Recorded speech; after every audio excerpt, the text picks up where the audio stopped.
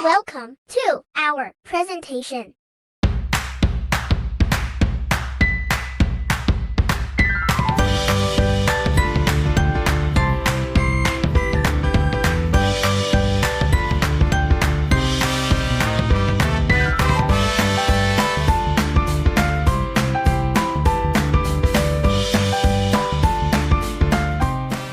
Baiklah.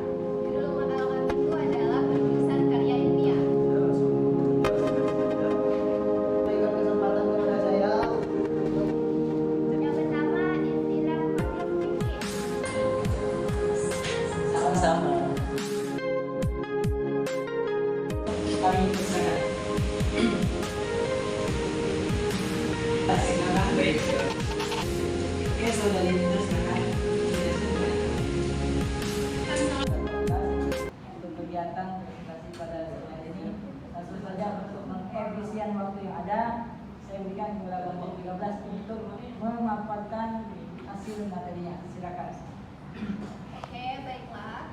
Judul makalah kami itu adalah penulisan karya ilmiah. Nah, yang pertama, pengertian karya ilmiah.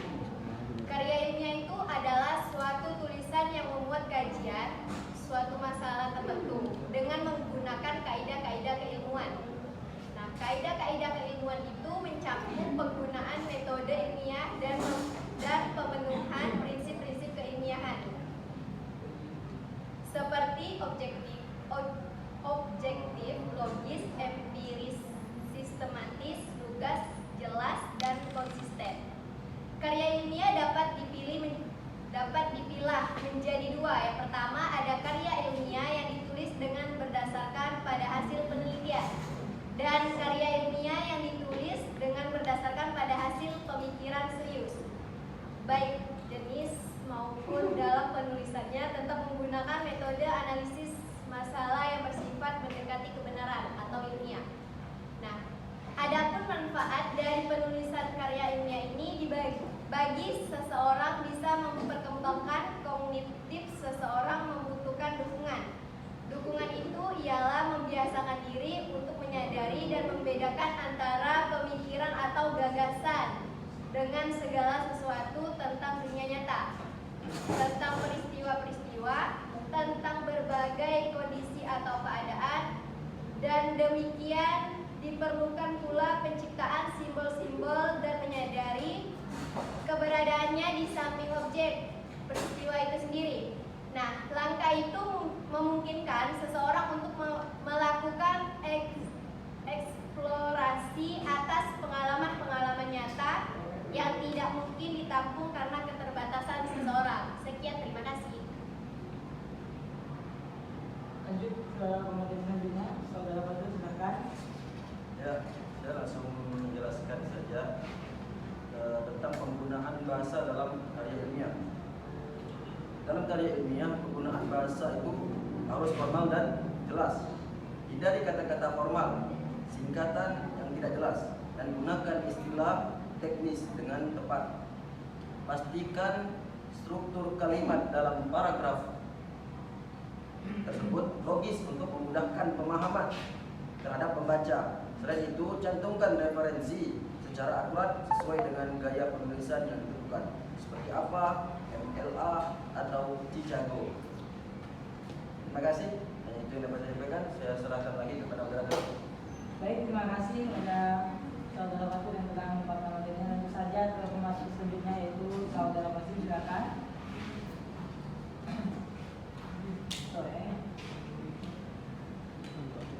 Terima kasih kepada moderator yang telah memberikan kesempatan kepada saya untuk menjelaskan hasil makalah kami. Baik, saya akan menjelaskan jenis-jenis karya ilmiah. Jadi mungkin kawan-kawan di sini sudah tidak asing lagi mendengarkan karya ilmiah. Apa itu karya ilmiah dan apa saja, kayak apa model jenis-jenis karya ilmiah? Mungkin sebagian banyak yang tahu dengan jenis-jenis karya ilmiah. Tapi perlu saya sampaikan sedikit, ada 4 karakteristik atau sifat dari karya ilmiah, yakni yang pertama diantaranya yakni non-teknis atau non-teknis konkret, dan teknis umum, abstrak formal, dan spesifik historis. Itu sifat dari karya ilmiah. Sebenarnya apa yang saya sebutkan tadi dari 4 tersebut, di situ ada pengertian masing-masing. Saya lanjut saja karena waktu kita sudah mendekati maghrib. Saya lanjut saja ke jenis-jenis karya ilmiah, yakni diantaranya yakni makalah, skripsi, dan juga tesis, disertasi, dan karya ilmiah. Mungkin kawan-kawan sudah tahu apa itu makalah, jenis-jenis makalah, dan juga pengertian makalah, unsur makalah, dan juga manfaat makalah, tujuan makalah. Mungkin kawan-kawan sudah tahu karena sudah sering kawan-kawan membuat makalah. Mungkin dari sebelum kuliah dan sampai kuliah saat ini tetap membuat makalah. Tujuannya pasti ada pembuatan makalah tersebut. Nah, yang pertama ya pastinya kita bisa memahami cara pembuatan karya ilmiah di dalam makalah tersebut dengan kemampuan dari kita masing-masing. Nah, makalah ini sebenarnya tidak banyak seperti karya ilmiah yang lain, yang mana terdiri dari berapa halaman, 10 sampai 15 halaman, itu yang disebut dengan makalah. Makalah ini lebih singkat daripada skripsi dan tesis. Nah, itu karya ilmiah juga, tetapi di dalamnya skripsi ini juga termasuk dalam karya ilmiah, tetapi lebih banyak penjelasan tentang penelitian dan tujuan kita dalam membuat karya ilmiah tersebut. Nah, itu makalah. Selanjutnya itu skripsi. Skripsi ini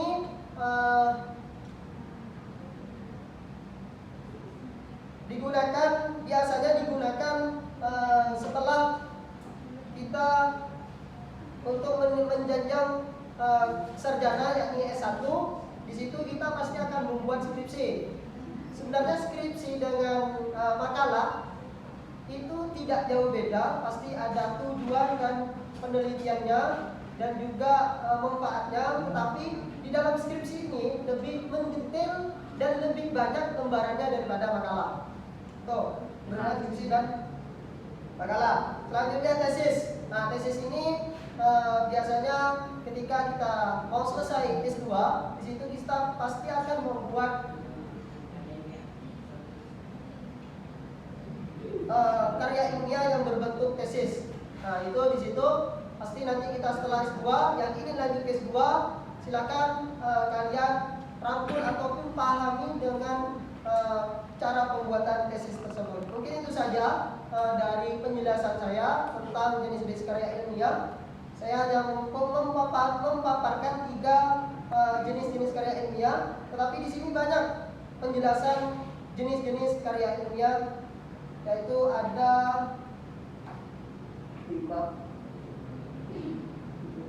9, tapi saya menjelaskan hanya 3. Nanti kita bisa memahami tersendiri jenis-jenis karya ilmiah apa saja dan bagaimana tujuan dan bentuk-bentuk karya ilmiah tersebut. Oke, itu saja dari saya. Apabila ada kata-kata yang kurang tepat, mohon maaf. Dan saya wakili kelompok saya. Semoga penyampaian dari kelompok saya bisa bermanfaat bagi kita semua dan saya pribadi dan kawan-kawan saya. Saya pasrahkan kepada moderator. Baik. Terima kasih saya sampaikan kepada para peserta kelompok 13 yang sudah mengembangkan materinya. Lanjut saja karena ini sudah halal ke pembahasan selanjutnya, yaitu akan disampaikan oleh saudari Rizky Amelia. Kepadanya saya persilakan. Baiklah, terima kasih kepada moderator. Di sini saya akan menjelaskan tentang public speaking. Yang pertama, istilah public speaking. Istilah public speaking itu ada 2. Yang pertama public dan speaking. Public itu artinya orang banyak, masyarakat umum dan rakyat. Sedangkan speaking itu artinya berbicara.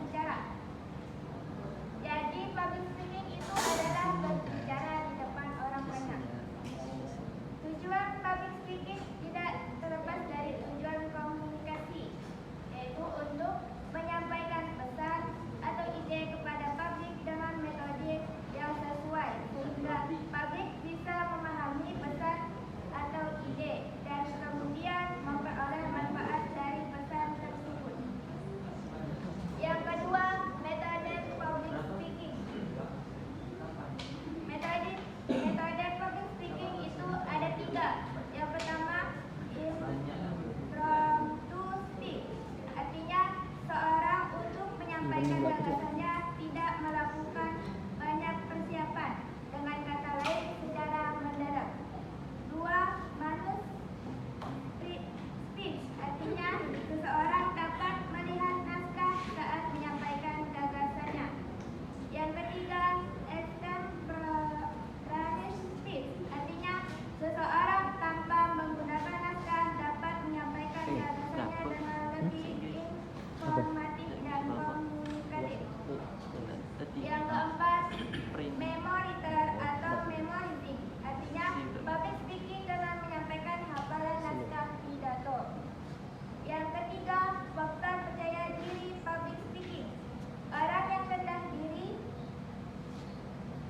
atau depresif ialah mereka yang tidak pernah mencoba menunjukkan potensi yang ia miliki. Akibatnya, rasa percaya diri tetap terkalahkan oleh rasa takut dan rasa gugup yang selalu membayangi pikirannya sebelum bertindak. Sebagian besar orang justru lebih takut ketika akan menghadapi orang banyak. Untuk mengatasinya, kita harus menemukan karakter sejati diri kita. Karakter sejati ialah kepribadian diri yang telah diarahkan kepada kepribadian yang diinginkan. Jika telah terbentuk karakter sejati, maka seseorang akan terlepas dari ketakutan dan rasa gugup. Yang keempat, strategi dan persiapan yang baik sebelum berbicara di depan publik. Yang pertama, pengenalan audiens dapat membekali kita dalam memilih bahan atau menyusun dan menyajikan dengan strategi yang tepat. Hal ini dikarenakan pengetahuan kita tentang publik akan menjadi konkret. Untuk mengenali calon audiens, terdapat hal umum dan khusus yang perlu diperhatikan, antara lain hal umum jumlah audiens tentang usia, jenis, kelamin, pekerjaan, pendidikan, agama, sosial, politik, ekonomi, dan budaya. Hal khusus yaitu perhatikan motivasi kedatangan audiens, perhatikan tingkat pengetahuan audiens, perhatikan kemungkinan reaksi atau sikap audiens. Yang kedua, berorganisasian materi. Semakin banyak informasi yang kita dapatkan, maka akan semakin banyak persiapan materinya. Yang perlu diperhatikan antara lain mengetahui informasi yang dibutuhkan, mengetahui sumber informasi, memilih beberapa informasi dari beberapa kumpulan yang telah didapatkan, menyusun struktur materi. 3. Pengenalan tempat. Seorang pembicara yang baik akan mengenali terlebih dahulu medan di mana ia akan berbicara. Hal-hal yang perlu diperhatikan yaitu hadir sekurang-kurangnya 1 jam sebelum acara dimulai. Pastikan posisi saat akan berbicara. Perhatikan outdoor atau indoor. Perhatikan syarat kebutuhan Anda untuk berbicara, seperti perlengkapan audio visual. 4. Penampilan fisik. Audiens cenderung akan memberikan penilaian ketika mendapat pesan pertama yang dikirimkan oleh pembicara. Maka dari itu, banyak hal yang perlu diperhatikan, yaitu kerapian, kebersihan, dan kesesuaian pakaian. Penampakan fisik akan tampil seperti berdiri santai tapi tegap, kaki lurus, rapi, dan terlihat sopan. Keadaan tangan santai dan dapat melakukan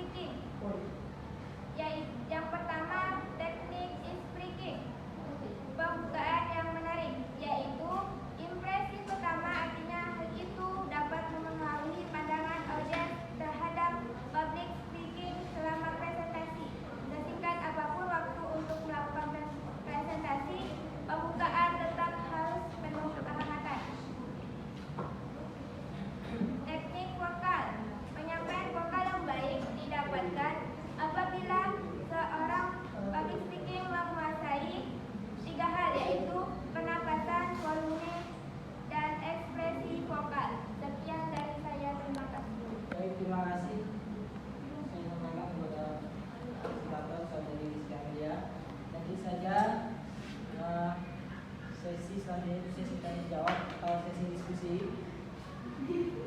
Kami membuka 3 pertanyaan, 2 untuk kelompok 13, 1 untuk kelompok 14. Lanjut saja saya persilakan kepada audien yang ingin menanyakan terkait materi yang sudah dijelaskan oleh para presentator. Terus saya silakan.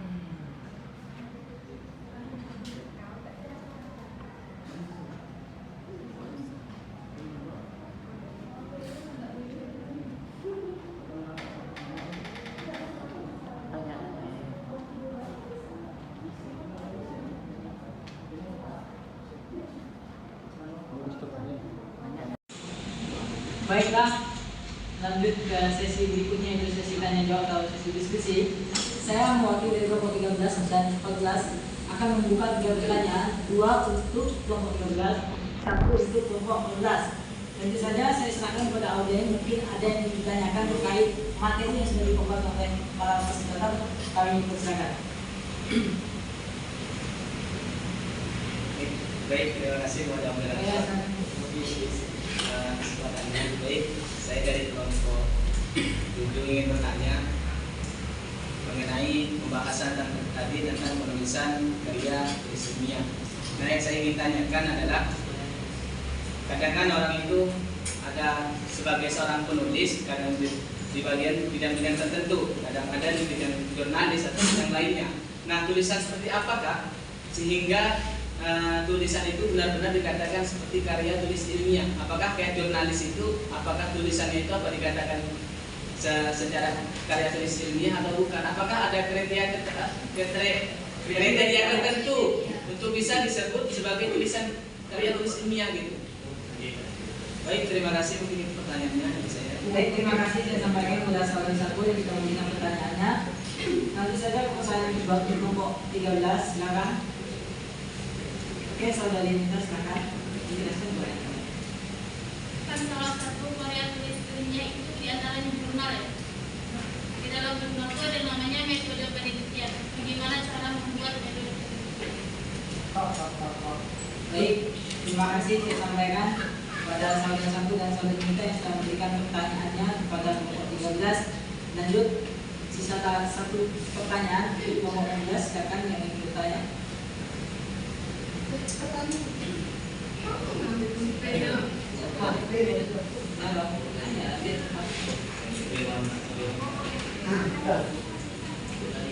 Dua saja.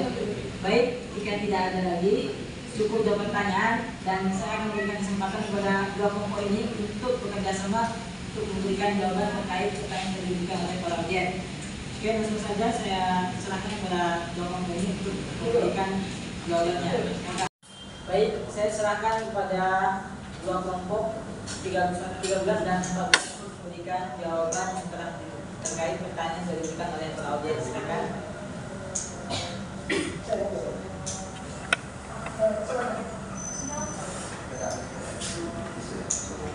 Baiklah, izin siap ya.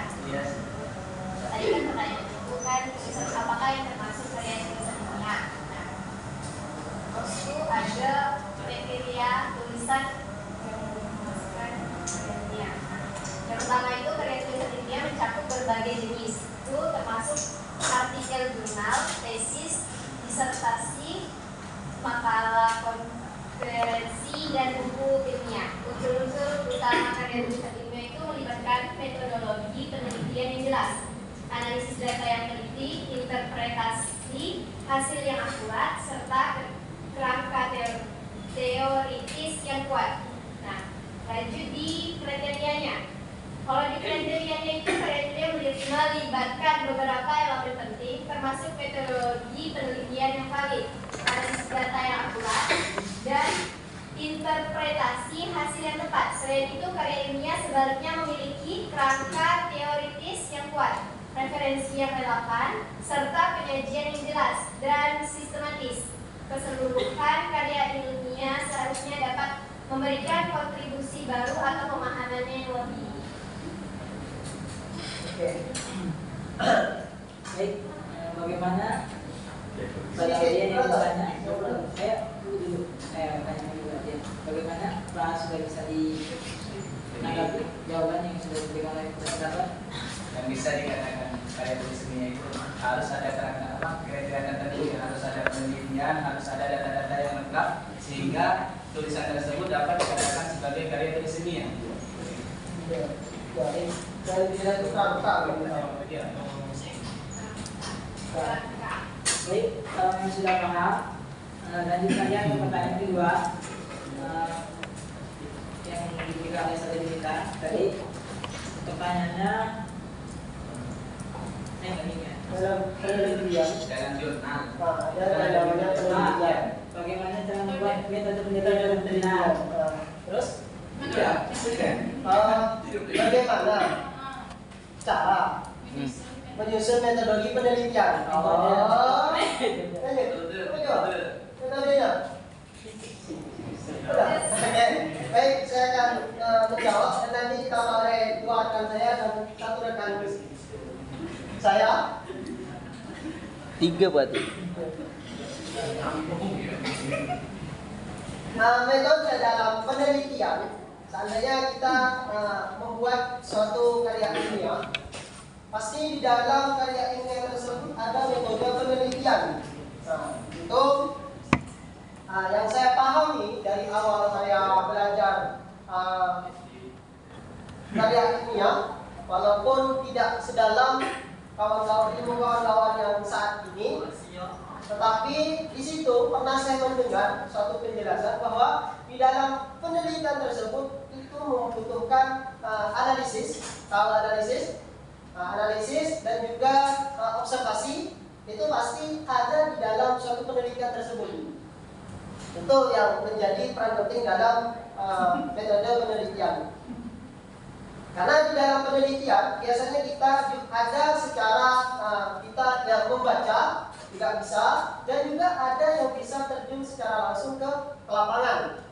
Tuh, kita meneliti secara langsung untuk mendapatkan hasil penelitian tersebut untuk dijadikan sebuah karya ilmiah yang kita ciptakan. Itu pemahaman saya dulunya.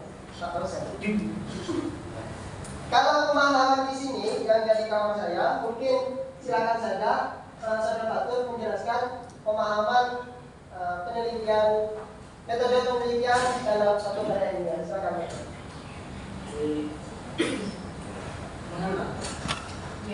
Kalau tidak paham masalah. Bagaimana saudari kita, apakah sudah bisa ditanggapi terkait jawaban yang diberikan oleh presentator atau mungkin ada sedikit yang ingin dikembangkan? Yang saya dapat tadi kan berarti metode penelitian itu bagaimana metode cara kita dari observasi, dari membaca atau kita turun ke lapangan. Setelah itu apalagi kira-kira? Banyak sekian ya, karena itu yang saya pahami dari antara tiga tersebut. Nantinya kekurangan yang saya jelaskan bisa kita cari sama-sama. Oke? Itu jawaban dari saya. Mungkin kawan-kawan yang lain ada yang mau menambah.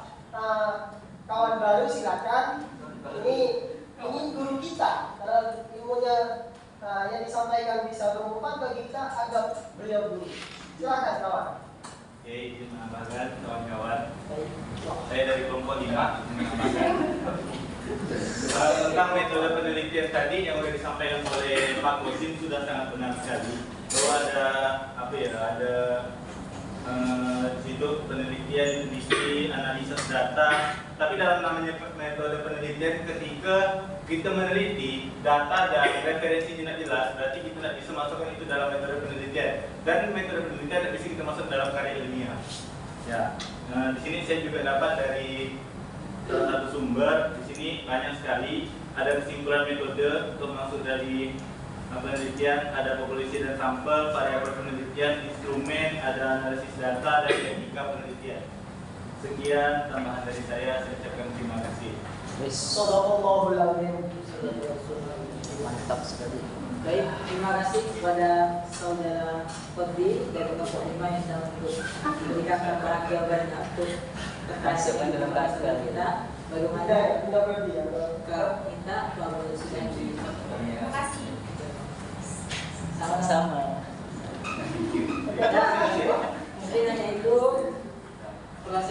presentasi pada sore hari ini. Saya mewakili dari kelompok 1314 mengucapkan